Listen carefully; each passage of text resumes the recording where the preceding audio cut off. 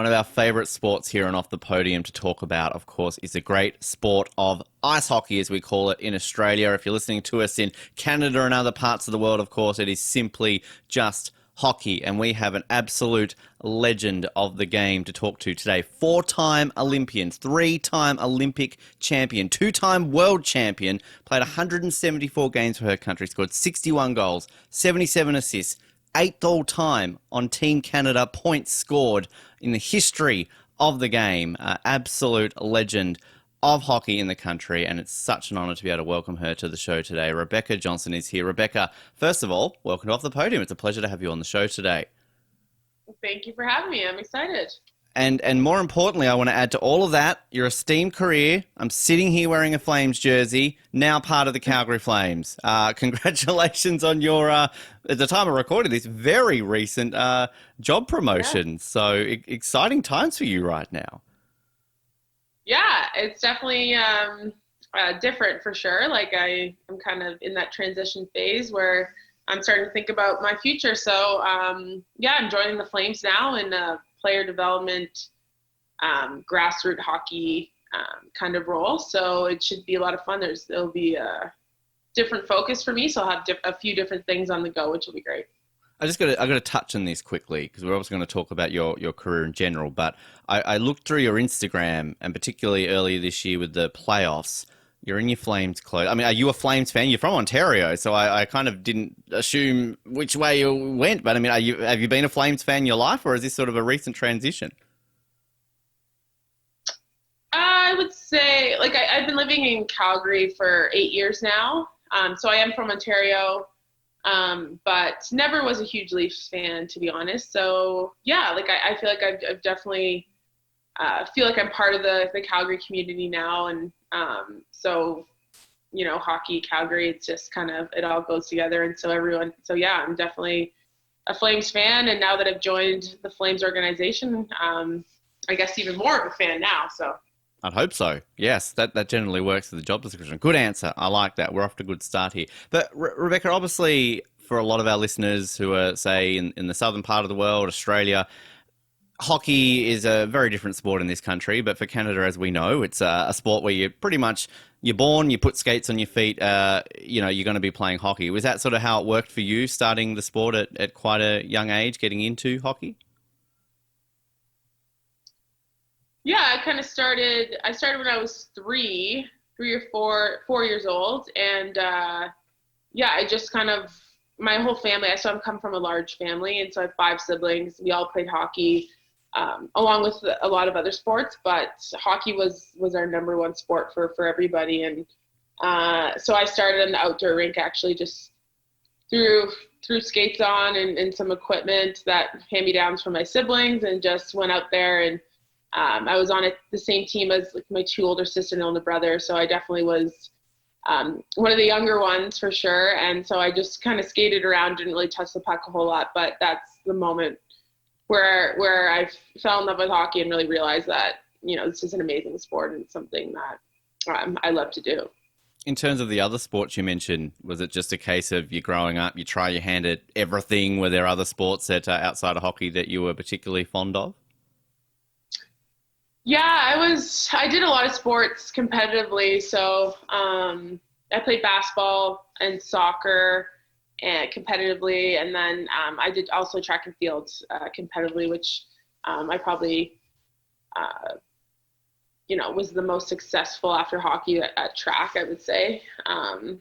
So yeah, there's quite a few sports that I enjoyed doing, and definitely throughout my childhood, I loved hockey, but I also wanted to do a lot of other things and experience a lot of different activities and just be active. I just love to be outside and doing things with my friends. So I love hearing it when we find out those sports that our guests play growing up, when generally they're all Olympic sports, of course, there, Rebecca. But I mean, was this something growing up that you'd watch the Olympics? This was something in the back of your mind that you thought, wow, this would be great to do? Or did that sort of come later the more you progressed throughout your hockey career? Yeah, that was definitely a little bit later. I grew up playing boys hockey, so at the time there wasn't many girls playing that I knew, and so I didn't really know that there was, like, an option for me to play. I just thought I was going to play in the NHL, obviously.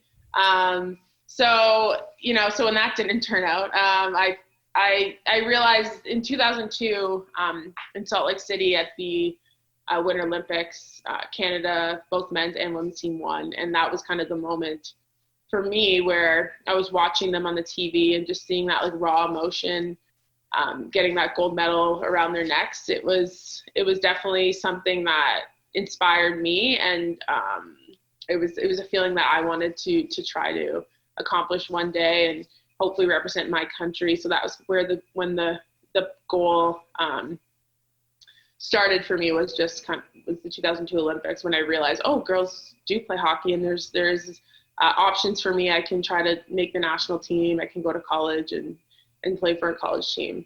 Because it was a very interesting period then for women's hockey, wasn't it? That was only the second Olympics that it had been in. You're obviously making your way there, as you were saying, as a lot of girls did in that period, played, on boys hockey's team. But did you then see, was it rapid development or just sort of a gradual development of women's hockey around that time as you progressed through, that you were able to, there were more women's teams to be able to play for in that period than there were when you first started?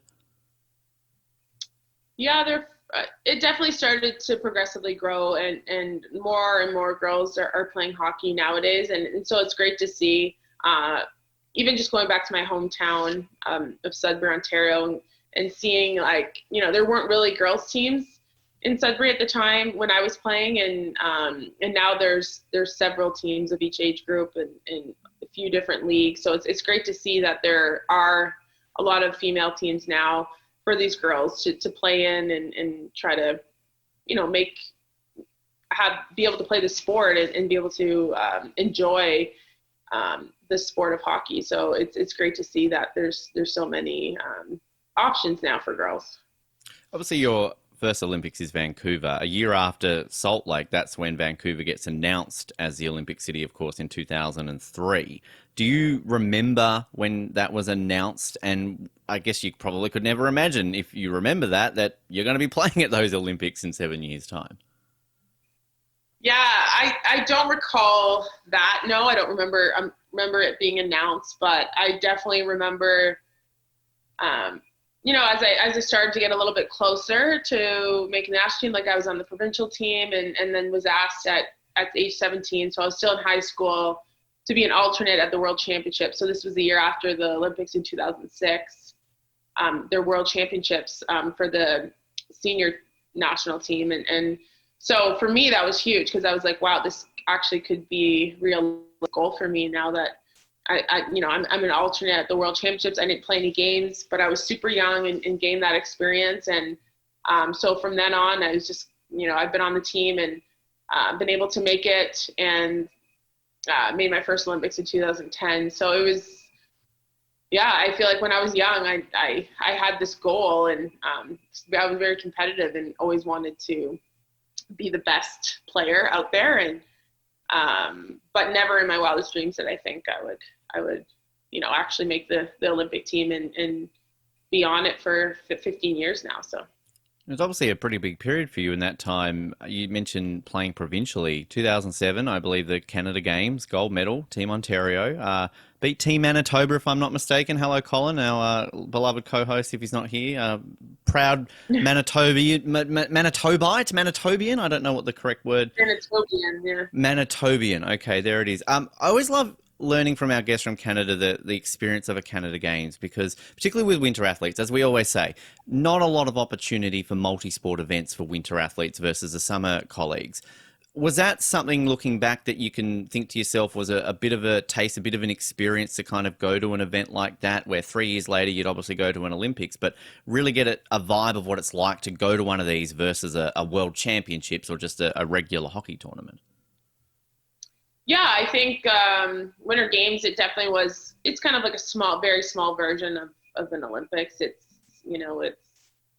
everyone gets together. There's a lot of different sports, so there's different athletes, and so it was a really cool experience to be able to represent your province and get that experience under your belt with just competing at semi-high level, in important finals, and just being in all those situations. And and it just really grew as a hockey player and as a person, just being able to attend that and experience that. So it was definitely a great time for me when you're young and you've never seen anything like that before.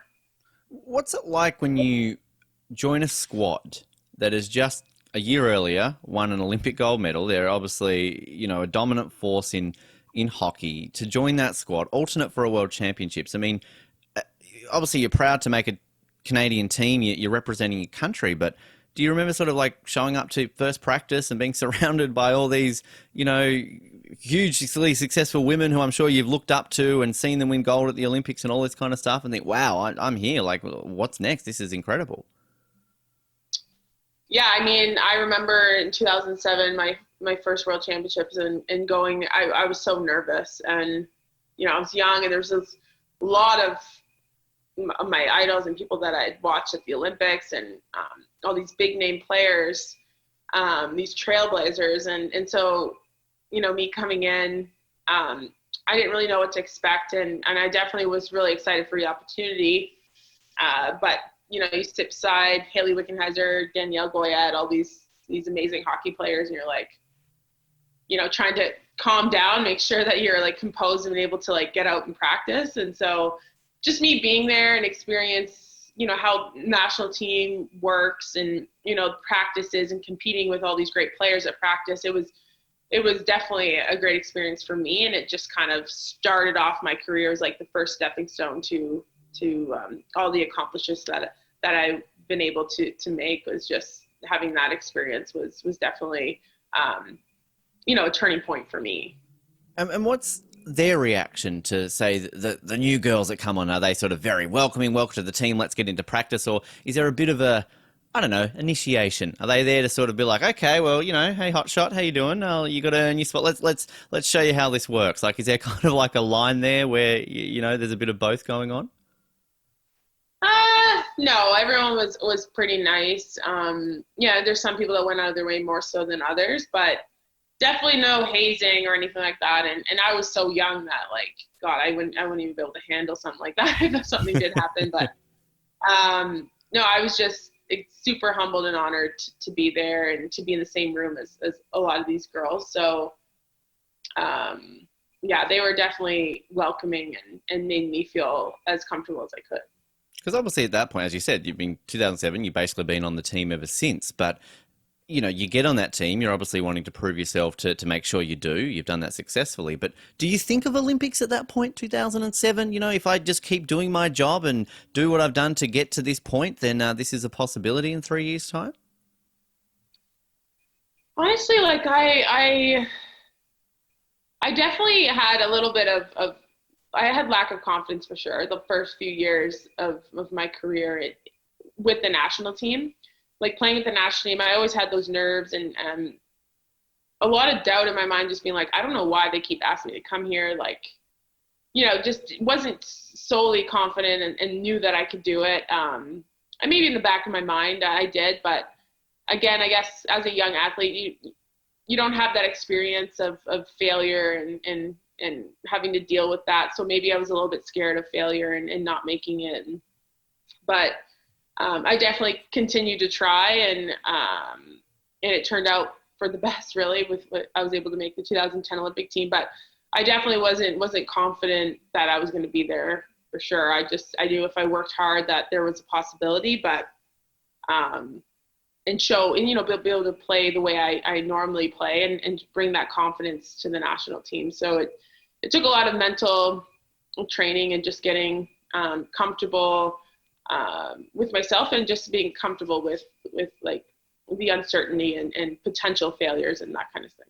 What are some of the mental techniques that you maybe use? And does that differ to, say, 2007 versus 2022? Like, do you just sort of maintain that sort of mental training over your career, or does it differ from when you're a young, fresh-faced hockey player in the national team, bit nervous, shaking that off, to now the most senior member of the team, essentially, with all this experience behind you? Yeah, I think it changes and evolves over my career. Like anything, you start off in a role and you play, that way. And then as it evolves, I've definitely had different roles throughout my career. And have to deal with a lot of different things throughout my career, injuries being a main one. And so the mental side of it is huge. But you also like adapt and you really change your ways just with how things are going. Like when I was younger, I didn't feel like I needed to talk to anyone or a sports psychologist or see, I just thought I was fine, and that's kind of like the younger mindset. But then, as you get older, you realize, okay, this could be important to have certain techniques to deal with certain situations and just working on yourself and gaining confidence all the time because, everything is up and down. Like confidence is up and down. I mean, you could be on a high and then on a low and just being able to handle that change. And so for me, it's more so like, sports psychologist and the mental side of it got more and more important as my career went on. And so it was a lot more of a focus as I got longer into my career. Because I was going to ask that has that developed too, sort of like since when you first started to where it is now? Because it seems to be something that is always growing in any sport at any Olympics, basically. I mean, has it sort of grown the more and more you've progressed through the sport? What, the sports psychology? Yeah, so like have you sort of seen sort of that development change from, say, when you first made Team Canada to now, or sort of your other teams that you've sort of played on over the years? Yeah, like the mental side of it was always a big thing, especially at the Olympics. And, you have to have such a strong mindset and confidence and be just feeling so great going into like the biggest tournament of your life. And so that's always huge. But you do see nowadays, like the younger kids, they're definitely focusing a lot more on it because they realize the importance of it. And, which is great because, the sooner you can, get, fix your head and be able to figure out your emotions and controlling them, because hockey is so much more than just, or any sport really, is so much more than just on the ice or on the field. It's a lot of it has to do with the mental side of things. And so it is so important, and it's definitely getting a lot bigger now than it was back then. And camaraderie from a team perspective as well. I think the unique thing about ice hockey is that a world championship is generally held every year. And obviously when it comes to the women's side of things, you're getting all the best players playing in these world championships every year, where you might not necessarily get that in the men's side of things. So is there a level of working on that team camaraderie? So you're working out well on the ice, you're working together off the ice, that maybe you're going to get a little bit more in some other of these team sports. I think of, say, like basketball in the Summer Olympics. Often all these squad members are not coming together every year to play each other, are they? They often just get assembled a month or so before the Olympics. So how important is that to be able to perform on the ice, to have that camaraderie as a team? It's huge. It's so important. And I see it every 4 years. So every Olympic year we all get together and we train 6-7 months together before the Olympics. So we're all together every day training, versus just a normal year with the World Championships is we just come together like a week and a half before the Worlds. So you're kind of trying to build that chemistry and that closeness and with your teammates in a very short period of time. And so like any successful team I've been on, it's how close you are as a group. You wanting to do everything you can for your team, and like, team first mentality, having, putting your ego aside and just doing what's best for the team. And so all that comes with belief in each other and having that close knit group, which again, Olympic years is always the years that it seems like to be the best, just because we're together and we spend so much time together for 7 months leading up to Olympics. So yeah, I would say that's the most important thing. If you have a team that's all on the same page and all the same goals and beliefs, then you'll be a lot more successful. Have there been some fun activities over the years for the bonding off the ice? Like, let's all go bowling together. Let's all, sit around and watch Game of Thrones. Like, I mean, what are some of the more fun things that Team Canada gets up to sort of work off the ice and that camaraderie? Oh, we do a ton of stuff, but yeah, like we do a lot of team bonding things, so just like activities, but we'll go, like paintballing. We went sledding, like dog sledding Mm-hmm. in the mountains. Like we've done just a bunch of stuff. We've played other sports just for fun, like, competitive. We're also competitive. So anyway, we're all in teams and we play different sports and just have fun. And it's mainly just having fun together. We usually have a boot camp before every Olympics. So it's like usually a month long, where you do so many activities together, but it's all a lot of like physically draining and mentally draining activities, where like you're biking 100 kilometers and you're racing 9 kilometers running, or, we do a lot of that sort of thing that, you're with your teammates, you're kind of on a team, and you're pushing each other, and you're trying to make each other better, but also helping everyone get through it, which again helps with the chemistry. So yeah, we've done like there's so many activities that we've done throughout the years. Which I have to ask, one of my favourite rivalries in world sport is USA v Canada in women's hockey. I think it's up there as one of, if not maybe the greatest rivalry, just in terms of how tense and close that rivalry is. But if you're doing something, say, like, I don't know, darts, boxing, something that's a bit physical, do you put like Team USA logos on these things to really get you pumped up before an Olympics? Because you're going to be playing them in the gold medal match, right? So you got to get yourself in the zone for this, ready to go. Yeah, that's a good idea. We should, I guess. Yeah, take it. You're welcome.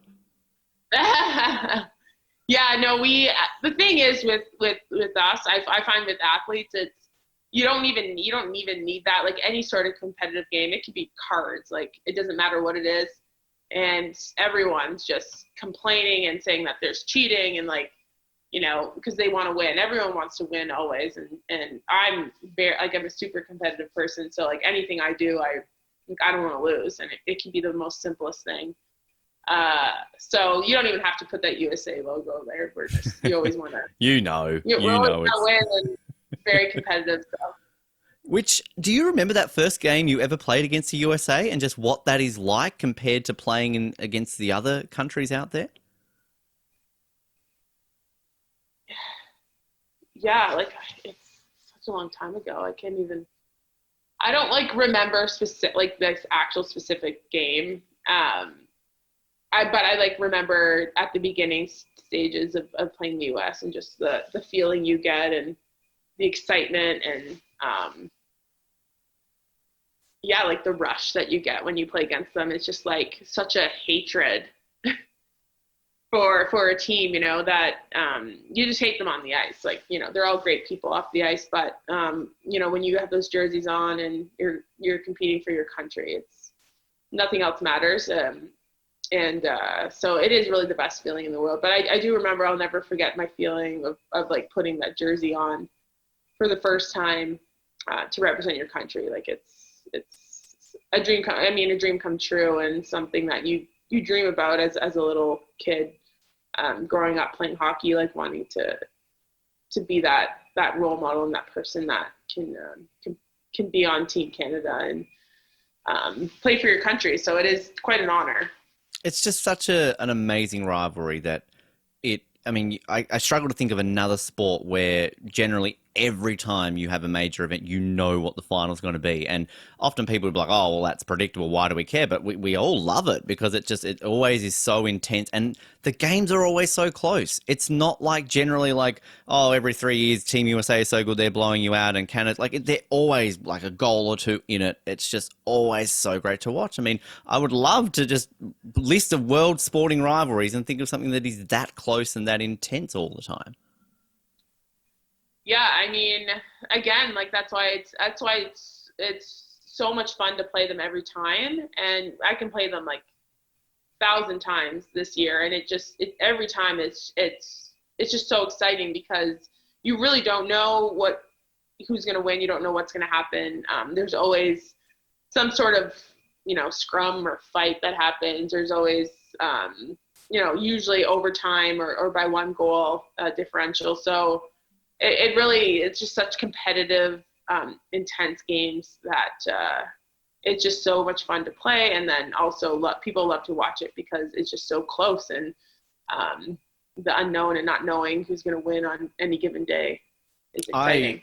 I worked for Australia's broadcaster during the Beijing Olympics, and obviously hockey, not the most publicised sport in Australia, but when Team USA and Team Canada played in not only the round robin, but then the gold medal game, got a bunch of coverage. They put that on, like that was on their main channel. Like, you've got to watch this. This is, the biggest rivalry you will see during these Olympics. So it got talked up here. And I think particularly because of what happened in Pyeongchang versus the redemption story of Team Canada, all that sort of stuff. So it does transcend into other non-hockey countries there, Rebecca, that, they're getting on board to see this rivalry. That's great. I mean, I thought me being on this podcast, I feel like you might not get many viewers, but... Trust me, we promote the hockey ones are always sort of big. I mean, your 4 Olympics, so all unique experiences, obviously, and I think it's fascinating to sort of look at every single one of those gold medals. But, rather than talking about some of those, the on-ice stuff and all the success and everything that's happened with that, just in terms of your Olympic experiences, we always love hearing the off-ice experiences, things from ceremonies, village life, all that kind of stuff. Again, 4 very unique Olympics. Do you always make a note of each time you go to an Olympics to soak things in a little bit more? So like your first time in Vancouver, you may be a bit overawed by everything versus Beijing, very different Olympics, but I'm obviously sure you're taking things in differently as you did that first time. Yeah, I think when you're younger and like you're starting a career, like you kind of take things for granted. And I think throughout my career, especially in the middle of my career, I might have taken it for granted and not realized that I'm just kind of like I don't want to just go through the motions. Like, I feel like I might have just been going through the motions a little bit. And so definitely at the end, like this last Olympics, for sure, I was more just in the moment trying to embrace everything, because I mean, you really don't know if you have another opportunity, and I'm definitely getting older that it could very well be my last Olympics. And so for me, like, I just wanted to enjoy every moment and really take it in and just remember, all my feelings that I've had, and all the great memories that I've had at the Olympics. And so you definitely realize that later on, when it is closer to an end, that you really should be there just in the day-to-day and just really be in the moment. And I definitely did that this past Olympics. But I mean, every Olympics my first Olympics I'll never forget, just because of I had just so much emotion and so much excitement, and it's all unknown. You didn't know what to expect at the Olympics. And so once you've been to a few or a couple, it's like, okay, kind of what to expect and everything. So it's been quite a ride, but like you said, every Olympics is special in its own way. And they're all different in their own way as well. Are you a collector, Rebecca? Like, do you keep on hold of things sort of each of your Olympics? Like, do you get a mascot every single time? You hold on to the pins, things like that for each of your experiences? I'm definitely not like a pin. There's definitely all those pin collectors. I'm definitely not one of those people. But I mean, I have so much memorabilia from every Olympics. Like, I don't even have. I should get rid of some, to be honest. But I mean, I have like pictures and all the clothing and all the items they give you. So it's all with me still. But the medals are really like the biggest thing. You collect medals. That's the main one you collect, right? Yeah, those are the most memorable, obviously. So I'm not really into like the teddy bear or something. I'm not going to just keep that. But I definitely have a lot of things from each Olympics, which I have way too much stuff just so from that. You didn't go Bing Dwen Dwen crazy in Beijing? Like, I know you obviously got one on the podium, but you weren't fighting left, right, and center to find one of them, because they were the hottest ticket in Beijing. No, of course, everyone was doing that, and I didn't understand why everyone. I was like, well, we're gonna I knew I was gonna get one probably. And so when I got one, I was like, hey, I'll have one, so it doesn't matter. Yeah. But yeah, people want to get like big ones and all this stuff. And I'm like, I don't even have room to travel back with this. Like, so I'm like, people can have my free items that I got. I'll just give that stuff away. Yeah, that works that way. What do you do with the medals? Do you have them in a special place? Is this something that you're going to display or already have on display? Sort of like, what do you do with the medals? I think eventually I'd want to, like, so I always have we always get our Olympic photos, like framed, and you get those from Hockey Canada, which is really nice. So it'd be nice to put those medals in there. But right now, especially right now, I need, like, I'm always using that. Like, everyone, anytime I go to an appearance or someone, wants me to come talk to a school or a conference or whatever it is, like, I always bring my medals because everyone always wants to see those more so than they want to see me. So I need to be able to have access to them, so if they're framed, and I would like to frame them at some point, but they're just in my sock drawer right now. I love the classic sock drawer. Like, how is that when you in the morning? All right, start the day. Cool. All right, grab a pair of socks. Oh, Olympic gold medals. There they are. All right. Well, one sock. Is it motivation? Like, I'm gonna have a good day. Olympic gold medals. There they are. Yeah, I guess, I don't know. They're not displayed in my sock drawer. They're just kind of in like cases, or like I have two actually in a sock. Because the cases we get are just so big. So it's just hard to bring them around. So when I bring them around to places, they're stored in, I bring two of them are in like two different socks just to like protect them, which is kind of funny, but. This is I don't know if it's a strange question, but we're a strange show. We did an episode a while ago where we actually ranked the designs of the Olympic medals. And the thing with the Winter Olympics is obviously they're generally more unique designs than the summer medals. Outside of what each gold and silver, one silver, it's obviously, different meaning to it. But do you have a favorite design of the 4 Olympic medals that you've got that you sort of look at and go, oh, this one, this is my favorite? I honestly would say the Vancouver one is the coolest one, design wise. Like it's like curvy for like symbolizing the waves, and every medal, which I think is cool. Every medal is different. So there's not one medal that's the same, because every medal is out of this big picture. Yeah, so my gold medal looks different than my teammate's gold medal, and so it was very unique, and just kind of the little design on it. So I did really like that concept. So like everyone's unique; it's not the same. Yeah, I love that idea of that. I think it's so unique that it's basically a jigsaw puzzle, isn't it? And Exactly. If all the Olympians got all their medals together, it would form like a giant picture, which is fantastic. Just fun fact, I'm pretty sure it came out at number 1, but Sochi was one of our favorites, sort of the unique little, like a crystal window that's got space dust or something from Russian space equipment or something like that, which obviously is very unique. It's just, you went to 4 very unique Olympics, obviously, your home Olympics, Russia, Sochi, Pyeongchang, and then obviously with Beijing. Do you have, I'm assuming I might know the answer, but I should never guess these things. Do you sort of have a favorite of the Olympics that you went to, just in terms of the overall experience? Yeah, so honestly, everyone is quite different in its own way. Like Vancouver for sure is a memorable one. It's my first one in my home country. Like, just the support, the fans, like everything was incredible. So it was an amazing one to be able to make. Like, that was. I don't know when the next time I'll come back to Canada. So that was a pretty amazing experience for it to be my first one. And then just Sochi, just the way we won, the way our team came together, and it actually was very well done, the entire Olympics, just very easy for like spectators and stuff to go watch. Like, everything was just brand new, right? Everything was built and it's all just close together, so the proximity, so it was really easy for my parents to go watch something. They could just walk around. They didn't have to like train and go somewhere super far to try to watch an event, and so that was really, really great.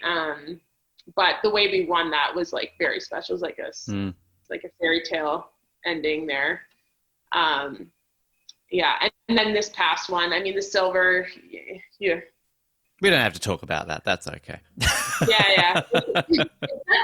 You definitely learn a lot from failure and from losing. So it definitely helped throughout these past 4 years and leading into that other Olympics. But but this Beijing was special just because of the hardships and how difficult of a couple years leading up to it has been, and all the adversity we had to go through with trying to figure out how to keep everyone safe and not get COVID, and weren't able to play games a lot. And so it was just quite a challenging year. But we came together and we were able to win it after such a difficult 8 months leading up to that. So they're all special in their own way.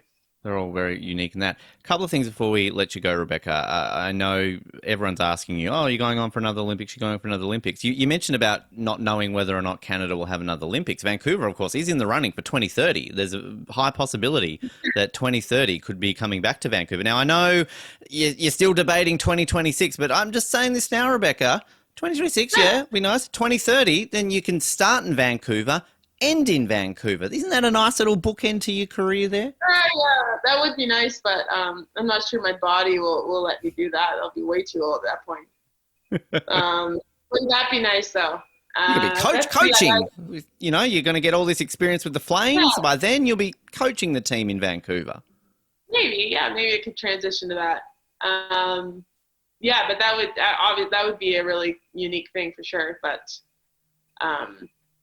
it's just very tough with the Olympics every 4 years. It's just such a long time away, right? But you never know what's going to happen tomorrow. I'm calling this now. Milan, you're there, Milan. I'm just saying it right now. We like to predict things on this show, Rebecca. No pressure for you, of course, but there's still that possibility. The last thing I'd like to ask you, the new NHL 23 video game that is just about to come out at the time of recording this, going to feature women's players for the very first time. Are you in it? And have you sort of had to go and get scanned and sort of facial things like that and kind of be involved in some capacity? Yeah, so we were in it. Our World Championship team last year was in the video game. I don't know if it's in this one then. I thought it was already out. And maybe it could be at the time of recording this, it's on the cusp of sort of being released and everything. But I think this one, they're really promoting that. I think because there's a male and a female cover star this time around and all that kind of stuff. Yeah. Yeah, there's a female. Yeah, there's my teammates on the cover, and so that's really cool. So I'm not even sure because I didn't go to this past World Championship. I was taking some time off just to recover and everything. So I think it's just World Championship teams, but I could be mistaken. Well, if you're not, maybe there's this creator player mode that we can sort of do it there. Because I don't know if you play video games, but it must be cool to kind of. Version. Yeah, exactly. But it must be kind of cool that, you've got this opportunity that you can sit down and pick up a controller and kind of control yourself in a video game. It's probably something you never thought that might be possible one day. No, I definitely didn't. But I'm also not a video game person at all, so I probably wouldn't pick it up and play myself anyway. But cool to that other people have that experience for sure. Yeah, absolutely. Rebecca, before we let you go, if anybody wants to stay up to date with what you've got going on in life moving forward between now and Milan, social media, websites, anywhere like that. Got a book coming out? You should write a book. We had Sammy Jo Small on a couple of years ago. She wrote a great book. So I think there's a great market for hockey players and books because they're always very entertaining.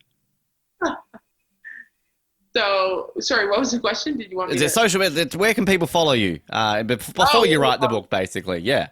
Oh, right. Okay. I'm just on Instagram and Twitter. It's just rjont6. Perfect. There you go. People can stay up to date. Rebecca, such an honor to be able to have you on the show today to learn about your career, your Olympic experiences, and everything else. And I've got to say it, go Flames. Come on. We're hungry after last season, right? We lost a couple of guys, picked a couple of guys up. It's time. The cup's coming back. Yeah. Let's do it. Exactly. Yeah. Go Flames.